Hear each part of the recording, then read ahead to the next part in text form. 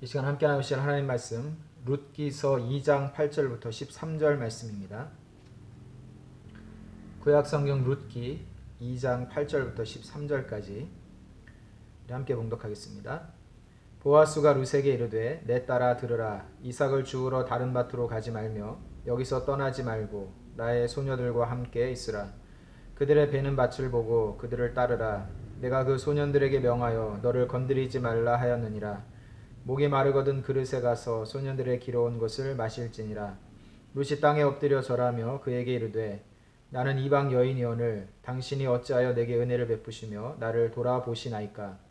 보아스가 그에게 대답하여 가로되 내 남편이 죽은 후로 내가 시모에게 행한 모든 것과 내 부모와 고국을 떠나 전에 알지 못하던 백성에게로 온 일이 내게 분명히 들렸느니라. 여호와께서 내 행한 일을 보응하시기를 원하며 이스라엘 하나님 여호와께서 그 날개 아래 보호를 받으러 온 내게 온전한 상 주시기를 원하노라. 룻이 가로되 내 주여 내가 당신께 은혜를 입기를 원하나이다. 나는 당신의 시녀의 하나와 같지 못하오나 당신이 이 시녀를 위로하시고 마음을 기쁘게 하는 말씀을 하셨나이다. 아멘. 오늘 이 말씀을 가지고 여호와의 은혜의 날개라는 제목으로 함께 하나님 말씀을 나누도록 하겠습니다. 오늘 성경에는 룻이라고 하는 여인이 등장을 하죠. 근데 이 룻이라고 하는 여인은 이방 여인입니다. 이방 여인이 이방 땅에서 살다가 유대 땅으로 들어오는 것은 그렇게 흔하지 않은 일이었죠. 이 룻이라고 하는 여인은 원래 나오미라고 하는 유대에서 살고 있던 여인의 며느리로 살았던 그러한 여인이었어요. 이 나오미라고 하는 여인은 엘리멜렉이라고 하는 남편과 함께 유대 땅에 살고 있었는데 사사시대에 유대 땅에 살고 있던 이 엘리멜렉과 나오미가 그 땅에 기근이 들었음을 보고 이 기근을 피하여서 이방인의 땅인 모압 땅으로 피하여서 거기서 살게 됩니다. 그리고 그곳에 가서 두 아들들을 결혼을 시키죠. 말론과 기룬이라는 두 아들을 이방 여인들과 결혼을 시키고 그곳에서 살게 됩니다. 그런데 그곳에서 이 나오미의 남편인 엘리멜렉이 죽고 또 두 아들인 말론과 기룬이 죽게 돼요. 한순간에 집안의 남자들이 전부 죽게 되니까 여인들만 남게 되었죠. 예나 지금이나 여인들만 살아간다라고 하는 것은 그렇게 녹록하고 만만한 일이 아니지요. 사회적인 시선이나 냉대나 이런 것들이 있고 또 부당한 대우를 받기가 쉬운 그러한 분위기였기 때문에 특별히 과거에는 여성들의 그런 인권이나 이런 것들이 별로 대우를 받지 못했던 그러한 시기였기 때문에 여인들만이 남아서 살아간다라고 하는 것은 굉장히 힘들고 어려운 일이었죠.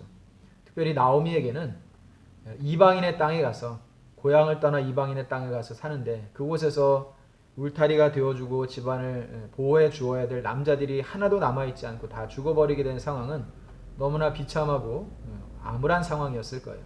그래서 나오미는 다시 유대 땅으로 돌아올 결심을 하게 되죠.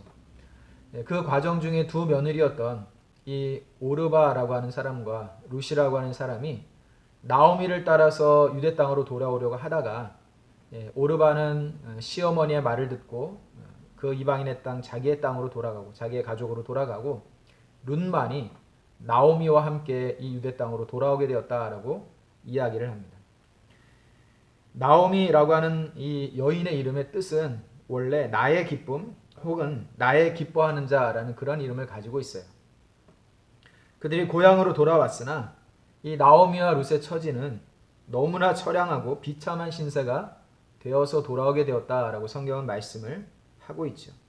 그래서 나오미가 자신의 이 비참한 처지를 한탄하며 하는 말이 룻기서 1장 20절 21절에 이렇게 기록이 되어 있어요. 나오미가 그들에게 이르되 나를 나오미라 칭하지 말고 마라라 칭하라. 이는 전능자가 나를 심히 괴롭게 하셨음이니라. 내가 풍족하게 나갔더니 여호와께서 나로 비어 돌아오게 하셨느니라. 나오미라는 여인의 이름이 나의 기쁨, 나의 기뻐하는 자라는 이름의 뜻을 가지고 있는데 사람들이 나오미가 모압 땅에서 돌아오는 광경을 보고 저기 나오미가 돌아온다라고 이야기를 하니까 그 말을 듣고 나오미가 한탄하면서 하는 말이 뭐냐면 나를 더 이상 나오미로 부르지 마라. 나의 기쁨, 나의 기뻐하는 자라는 이름을 가진 그 나오미로 부르지 마라. 나의 이름을 이제부터는 마라라고 부르라. 마라라고 하는 뜻은 고통, 괴로움 혹은 쓰다 이런 뜻을 가지고 있죠. 그러니까 나오미의 인생이 풍족한 인생이었는데 이제는 빈털터리 인생이 되었고 또 기쁨이라는 이름을 가지고 살았던 인생이었는데 이제는 고통스럽고 괴롭고 쓴 그런 인생을 살게 된 여인이 되었다라고 스스로를 한탄하면서 그렇게 이야기를 했다는 것이죠. 그는 말하기를 내가 고향을 떠날 때는 풍족하게 떠났다라고 이야기를 해요. 그런데 이제는 비어서 돌아오게 되었다. 빈털터리가 되어서 돌아오게 되었다라고 고백을 하죠. 아마도 엘리멜렉과 나오미가 기근을 피하여 모압 땅으로 떠날 때에는 가지고 있던 집과 재산을 정리해서 그곳에 가서 살 생활 자금 같은 것들을 풍족하게 마련을 하고 장만을 해가지고 아마 그렇게 떠났을 거예요. 그런데 이제 돌아오게 될 때에는 남편이 다 죽고 아들이 죽고 남편이 죽고 남자들이 집안의 남자들이 다 죽고 쓸쓸하게 2명의 여인만 돌아오게 되었으니 빈털터리 인생이 되어서 돌아오게 되었다라고 이야기를 하고 있는 겁니다. 나오미와 룻의 그 삶은 굉장히 막막했을 거예요. 앞으로 어떻게 살아가야 되나라고 하는 걱정이 있었을 겁니다. 그들은 생계 유지를 위하여서 무언가를 해야 했죠. 그래서 룻이 마침 보리를 추수하던 시기였기 때문에 아무 밭에 나가서 내가 이삭을 주워서 그것을 가지고 양식을 삼으려고 한다라고 밭에 나가서 이삭을 줍기를 하게 되죠. 그리고 그곳에서 그 지역의 유력한 자, 힘이 있는 자, 재산을 많이 가진 부자 보아스라고 하는 사람을 우연치 않게 만나게 되었다라고 이야기를 합니다. 보아스는 이 룻에 관한 이야기를 이미 듣고 있었다라고 이야기를 하고 있죠. 룻이 시어머니를 쫓아서 낯선 이방인의 땅으로 오게 된 그 과정을 이미 알고 있었다라고 이야기를 해요. 나오미가 모압 땅에 갔을 때는 모압 사람들에게 나오미가 이방인이었듯이 룻이라고 하는 여인이 유대 땅에 들어왔을 때에는 룻이 유대 사람들 사이에는 낯선 이방인이 되었던 것이죠. 그래서 룻이 시어머니를 향하여 행하였던 그 일들을 들었고 시어머니를 향한 룻의 효성을 들었고 그래서 룻에게 선의를 베풀었다라고 오늘 성경은 이야기를 하고 있습니다. 그래서 오늘 말씀해 보니까 8절에 룻에게 이르되 내 딸아 들으라 이삭을 주우러 다른 밭으로 가지 말며 여기서 떠나지 말고 나의 소녀들과 함께 있으라 라고 이야기를 해요. 보아스의 밭에서 일을 하는 여인들과 함께 이삭을 줍는 일을 다른 데도 가지 말고 이곳저곳 떠돌아다니지 말고 나의 밭에서 나의 일하는 여인들 소녀들과 함께 같이 이삭을 줍는 일을 해라 라고 배려를 해 주었다는 것이죠. 아마도 보아스는 이 이방 여인으로서 유대 땅에 와가지고 밭에서 이삭을 줍는 일을 하게 되는데 이 유대 사람들 사이에서 특별히 남자들 사이에서 이 함부로 대하거나 또 뭐 조금 뭐 추근되거나 이런 일들을 당할 수 있는 그러한 입장이었기 때문에 이 룻의 입장을 배려를 해서 여인들과 함께 안전하게 나의 밭에서 이삭을 줍는 일을 해라라고 배려를 해주고 있는 것이죠. 뿐만 아니라 그의 밭에서 일하는 소년들에게도 이 룻을 함부로 대하지 말라라고 경고를 하고 있죠. 9절에 보니까 내가 그 소년들에게 명하여 너를 건드리지 말라 하였느니라. 남편이 없이 홀로 와서 이삭을 줍고 있는 여인을 남자들이 추근대거나 함부로 대하지 못하도록 일하는 일꾼들에게 다 단속을 하고 경고를 해 놓았다라고 이야기를 하고 있습니다. 뿐만 아니라 목이 마르면 소년들이 길어온 물을 마시도록 하라라고 그렇게 이야기를 하죠. 여러분 이것은 보아스가 룻을 굉장히 호의적으로 대하고 있고 굉장히 배려를 많이 해주고 있다라고 하는 것을 보여주는 그러한 말씀이죠. 여러분 보아스가 생전 처음 본 여인, 그것도 유대의 여인이 아니라 이방 여인을 보면서 이렇게 행한 이유가 무엇인가 라고 하는 것을 오늘 성경은 이렇게 이야기를 하고 있죠. 12절의 말씀을 같이 읽겠습니다. 12절 여호와께서 내 행한 일을 보응하시기를 원하며 이스라엘 하나님 여호와께서 그 날개 아래 보호를 받으러 온 내게 온전한 상 주시기를 원하노라. 여호와께서 내 행한 일에 보답하시기를 원한다. 룻의 행한 일에 대해 보답하시기를 원한다. 어떠한 일인가? 룻이 그의 시어머니에게 행하였던 그 신실한 행동에 대하여서 하나님께서 보답하시기를 원한다라고 이야기를 하고 있죠. 그가 어떻게 행했는지를 듣고 있었는데 이 룻의 행한 일에 대해서 하나님께서 보답하시기를 원한다라고 이야기를 합니다. 이 일은 하나님께서 룻의 행위를 선한 행위로 보셨다는 거예요.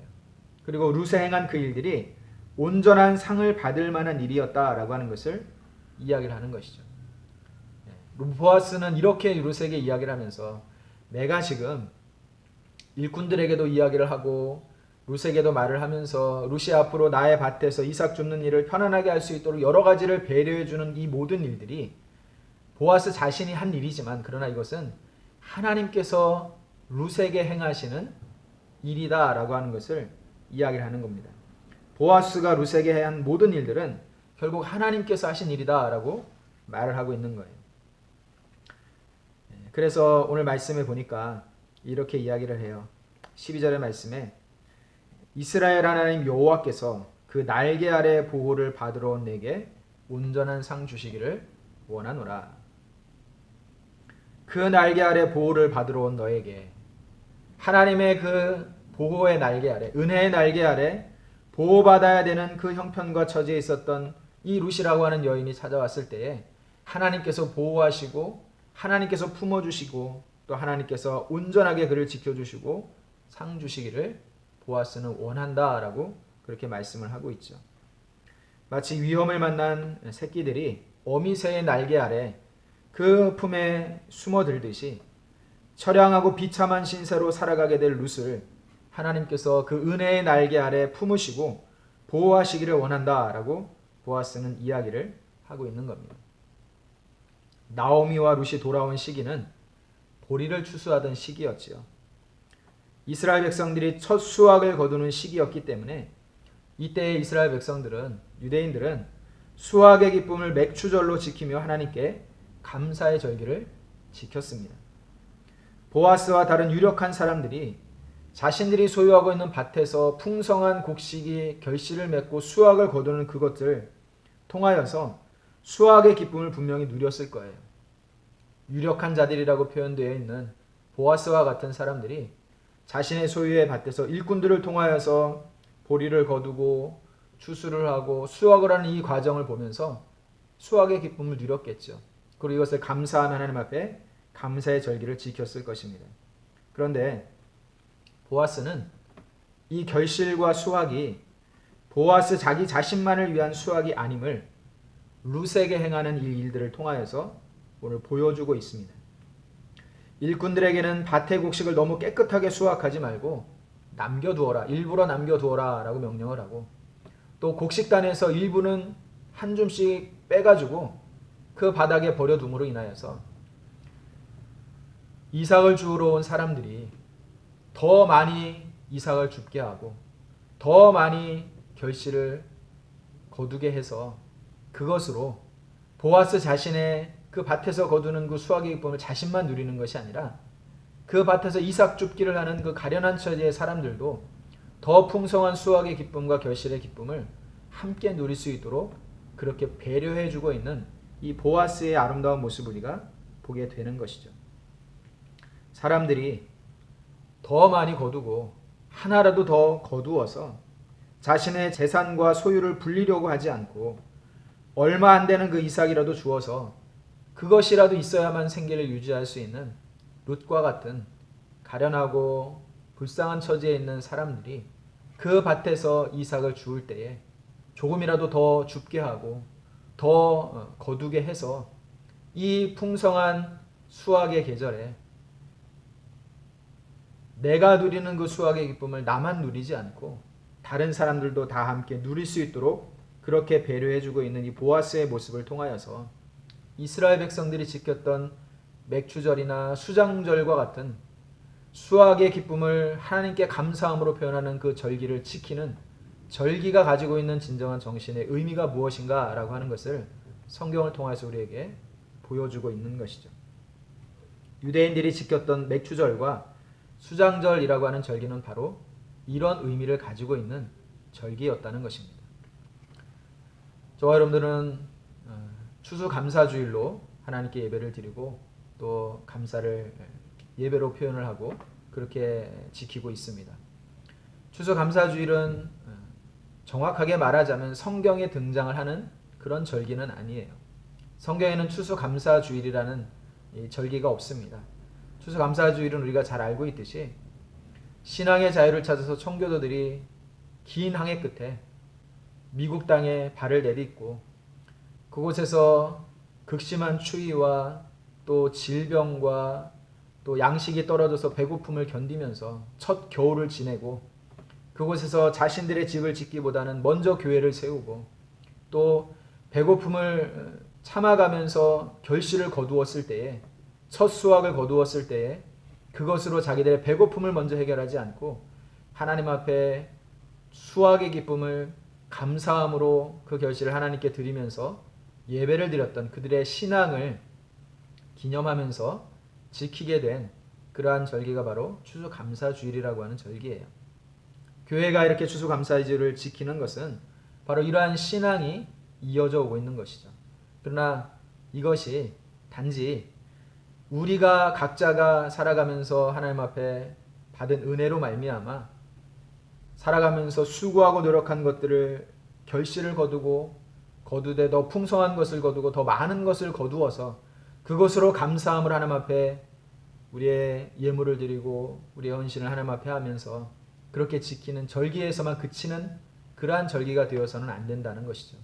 이 절기는 오늘 보아스가 여호와의 은혜의 날개 아래 보호받기를 원하였던, 어쩌면 보호를 받을 수밖에 없는, 받아야만 하는 가련하고 불쌍한 처지에 있었던 룻에게 여러 가지를 배려해 주면서 이 보리를 추수하는 수확의 기쁨을 자기만 누리지 않고 그 밭에서 이삭 줍기를 하면서 이삭을 주어서 그것을 가지고 겨우겨우 생계를 유지할 수밖에 없었던 룻과 같은 가련하고 불쌍한 처지의 사람들도 함께 수확과 결실의 기쁨을 누릴 수 있도록 한 이것을 통하여서 오늘날 저와 여러분들이 지키고 있는 추수감사주일도 바로 이러한 의미가 담겨 있는 그런 감사의 절기로 지켜야 된다라고 생각을 해요.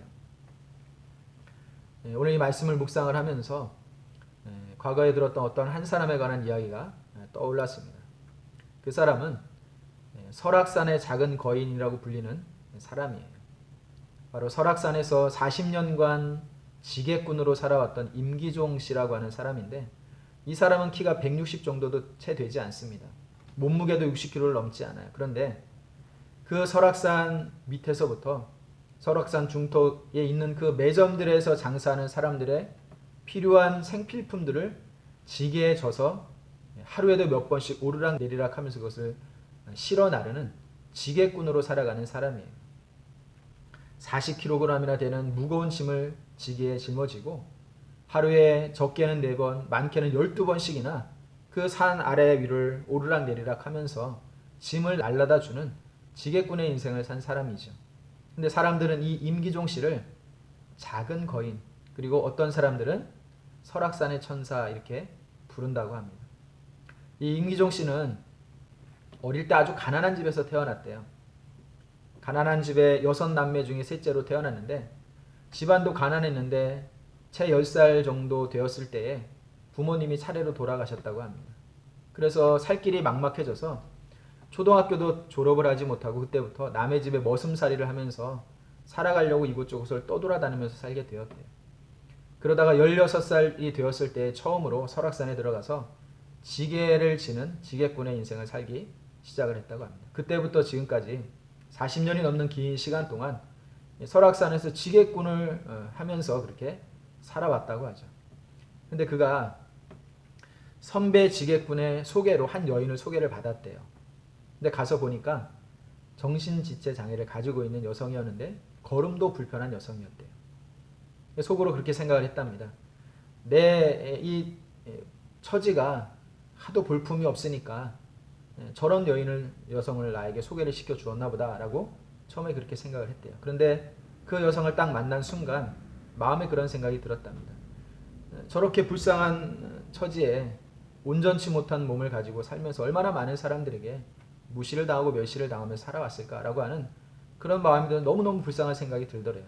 그래서 내가 곁에서 저 여인을 돌보아 줘야 되겠다라는 생각을 가지고 결혼을 하고 같이 살기 시작을 했답니다.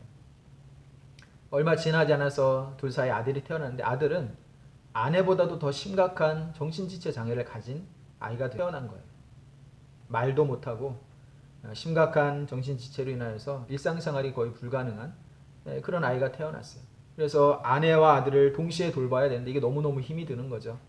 그래서 시계권을 그만둘까도 생각을 하고 여러 가지 아무리 궁리를 해봐도 일을 그만두면 당장에 먹고 살 일이 없으니까 막막하더랍니다. 그래서 할 수 없이 이 아들을 이 강원도에 있는 한 시설, 요양시설에 아들을 맡기고 돌아오게 되었대요. 근데 돌아오는 길에 나만 살고자 내가 이렇게 이런 일을 행했는가라고 하는 것에 대한 그런 서글픈 마음이 들어서 차를 가지고 다시 돌아가는데 과자를 잔뜩 사가지고 몇십만 원어치 과자를 잔뜩 사가지고 그 시설에 있는 아이들에게 갖다 주었는데 그 과자를 먹으면서 그 아이들이 그렇게 좋아하고 행복한 모습을 보고 마음에 그런 생각이 들었답니다.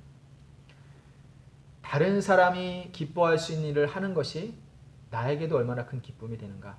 그래서 그때부터 그는 지금까지 하루에 4번, 많게는 12번씩 가스통을 짊어지고 오르내리고 심지어는 100kg 가까이 되는 냉장고를 통째로 짊어지고 그 산 위를 오르내리는 그 힘든 일을 하면서 받는 그 삭스로 그 버는 돈으로 지금까지 많은 사람들을 위하여서 그 손을 사용을 해왔다는 거예요. 그는 그렇게 이야기를 합니다. 내가 힘들게 번 돈, 이 돈을 가지고 나와 내 가족만을 위해서 쓰고 싶지 않았다.